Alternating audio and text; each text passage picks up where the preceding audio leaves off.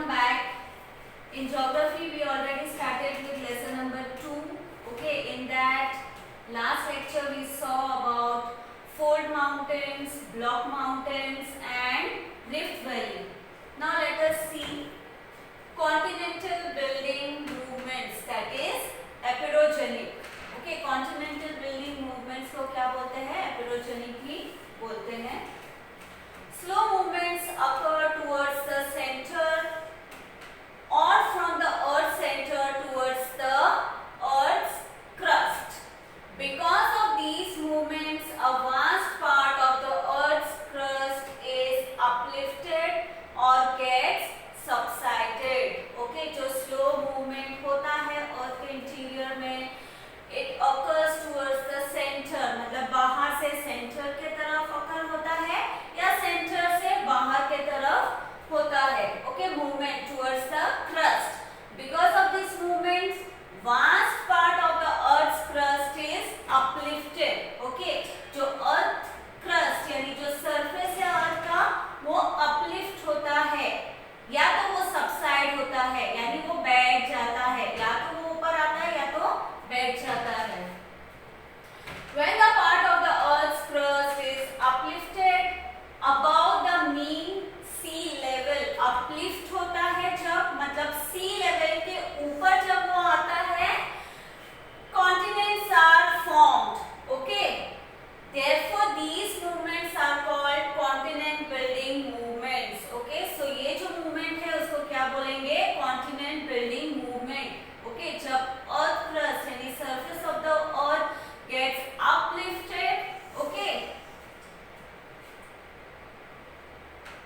extensive plateaus can also be formed because of such movements.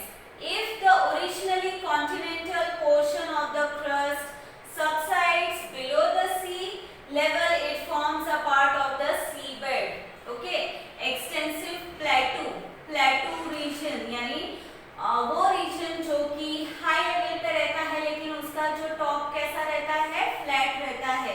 Right, जैसे mountainous region का top कैसा रहता है? पीक रहता है ऊपर, प्लेटू का फ्लैट रहता है. ओके, प्लेटूज भी इसी तरीके से फॉर्म होते हैं. ओके, एंड जब मूवमेंट के वजह से जब जो अर्थ सरफेस है वो सबसाइड हो जाता है, मतलब वो नीचे की तरफ बह जाता है, नीचे की तरफ वो बैठ जाता है, तो वो क्या बन जाता है? सीबेड बन जाता है. Okay, it forms a part of seabed, मतलब वो सी के अंदर चला जाता है and it forms a part of seabed. Okay, sudden movements. In the beginning of the chapter, we have discussed and studied the news item on earthquake. Earth means the ground and quake means trembling. Earthquake is the movement of the earth's crust. You have been acquainted with the magnitude and effect of the earthquake through the activity at the beginning of the chapter itself. Now we will look at the sudden movements called earthquakes and volcanoes in the earth's interior in detail. Okay, हमने chapter के beginning में एक news item देखा था. Okay, you know Nepal में earthquake आया था, वो न्यूज आइटम हमने देखा था. राइट, अर्थ का मतलब क्या है? ग्राउंड, एंड क्वेक का मतलब क्या है? Trembling. Trembling means shaking. Okay, movement. So earthquake is the movement of the earth's crust. जब earth crust में movement होता है, that is known as earthquake. Okay, you have been acquainted with the magnitude and effects of the earthquake.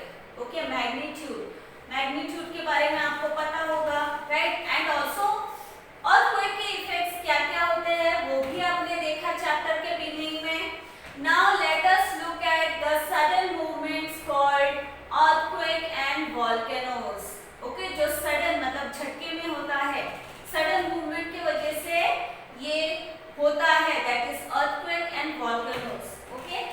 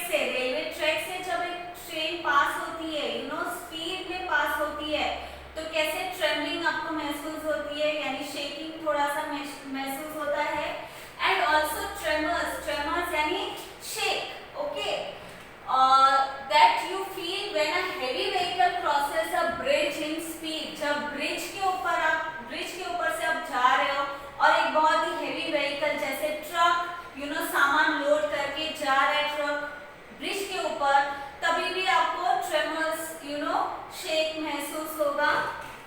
Through these examples, one can estimate the tremors caused during earthquakes. यानी जो movement है, okay, which is caused during earthquakes. ये example से आप पता लगा सकते हो, okay? Earthquakes. Because of the movements occurring in the interior of the earth, tremendous tension is created in the earth's crust. When the tension goes beyond limits, the energy is released in the form of waves. Okay? Because of the movements occurring interior, earth के interior में यानी उसके अंदर जब movements होते हैं, जब tremendous tension, okay, जब tension create होता है earth के अंदर, then it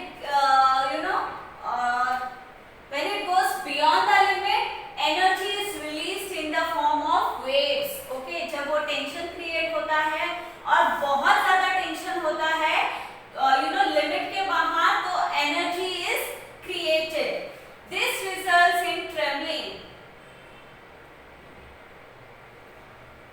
Trembling of the earth's surface, that is earthquake occurs. The magnitude of the earthquake is measured by Richter scale. Okay, ये जो pressure है, ये जो tension है, tension की वजह से जो waves create होते हैं, उसके वजह से trembling होता है. Trembling यानी movement होता है और surface के वजह से.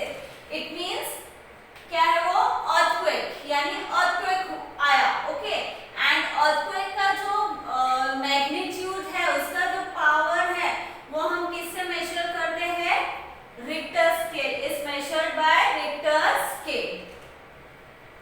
Now let us see causes of earthquakes. Earthquakes क्यों होते हैं?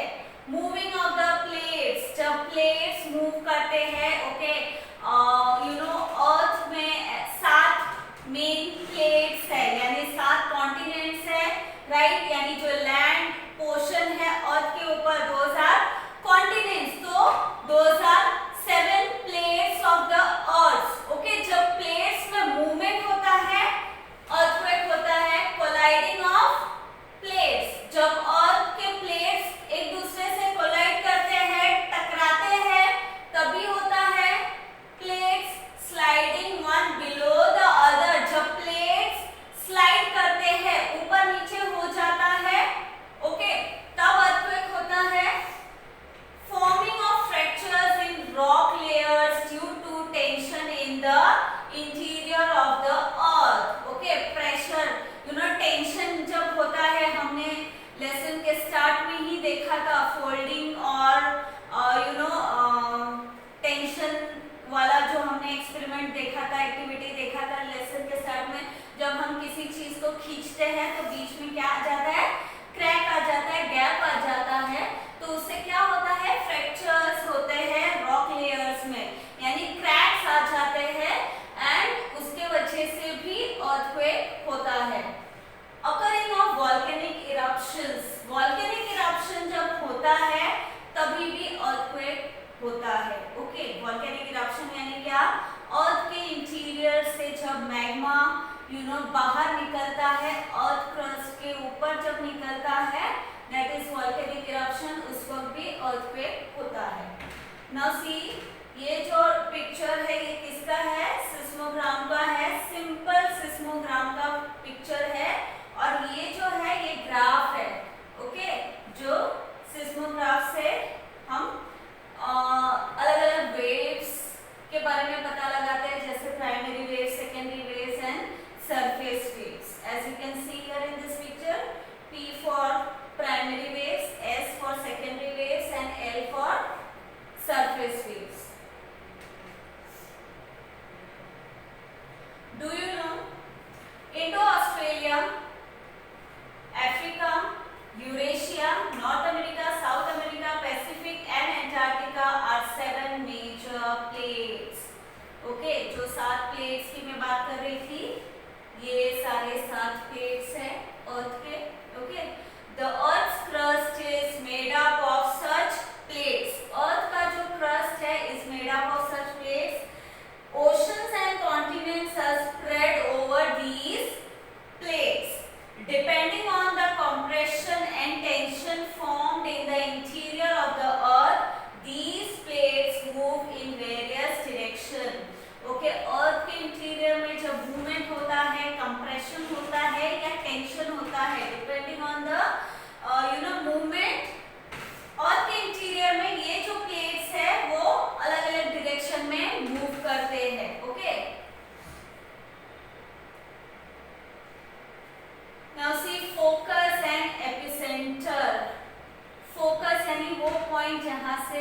मूवमेंट स्टार्ट होता है। ओके, एपिसेंटर यानी अर्थ सरफेस के ऊपर वो पॉइंट जहां पर पहले वेव पहुंचता है, झटके महसूस होते हैं वो। Because of the movements occurring below the earth surface, tension is created and it keeps on accumulating. Okay, because of the movement, earth के सरफेस में कंटिन्यूअस मूवमेंट होते रहते हैं तो टेंशन क्रिएट होते रहता है। ओके, और वो टेंशन बढ़ते ही जाता है, एक्यूमुलेट होते जाता है। High energy is released at the place where this tension mounts up, यानी जो ये टेंशन एक पॉइंट पे जब जमा हो जाता है तो हाई एनर्जी, बहुत ज्यादा एनर्जी रिलीज होती है उस पॉइंट से। This is the centre of the earthquake. वो जो पॉइंट है जहां पर टेंशन एक्यूमुलेट होती है और हाई एनर्जी रिलीज होती है, that is the centre of the earthquake which is known as focus. Okay, it is called the focus और हाइपोसेंटर। ओके, उसको क्या बोलेंगे? फोकस बोलेंगे या hypocentre. Energy waves scatter in all directions from this centre. उस centre से waves अलग अलग डायरेक्शन में पास होते हैं, स्कैटर होते हैं। Okay, the place on the earth surface where these energy waves reach first is called the epicentre of the earthquake. Okay, तो place which the place on the earth surface, जब earth के interior में high energy release होती है और waves अलग अलग direction में पास ऑन होते हैं, तो वो जो प्लेस सरफेस में जिस पॉइंट पे, जिस प्लेस पे एनर्जी पहले पहुंचता है, that is known as the epicentre of the earthquake. यानी जहां पर पहला झटका महसूस होता है सरफेस के ऊपर, that is the epicentre of the earthquake. Okay, it is the nearest place on the earth's surface from the focus and is experiences the first tremor. The epicenter is perpendicular to the focus. Now as you can see in this picture, okay, ये जो point है जहां पर energy accumulate हो गया था, okay, tension accumulate हो गया था, and because of high energy waves अलग अलग direction में स्कैटर होने लगे, पास होने लगे, एंड जो वेव पहले और सरफेस में पहुंचता है, ये जो है वो सरफेस है, जो वेव पहले सरफेस में पहुंचता है, दैट पॉइंट यानी सरफेस का वो point is known as epicentre. And epicentre is nearest from the focus, वो फोकस के नजदीक रहता है, and it is perpendicular to the focus, मतलब वो स्ट्रेट रहता है, परपेंडिकुलर रहता है फोकस के साथ। Okay, and you can see earth surface, ये जो है अर्थ का सरफेस है। ओके, ये क्या है? ये वेव्स है। Okay, and focus, primary waves, secondary waves, surface waves. Now you can see in this picture जो स्ट्रेट लाइंस है वो क्या है? प्राइमरी वेव्स है। जो zigzag वाले लाइंस है वो क्या है? सेकेंडरी वेव्स है। एंड यहाँ पर यू कैन सी ये जो यहाँ पर ऊपर सरफेस के ऊपर थोड़े से zigzag वाले लाइंस दिख रहे हैं, वो क्या है? सरफेस वेव्स है। Okay, when the tension is released at the focus, the released energy travels in all directions. This energy comes toward the earth's surface in the form of waves.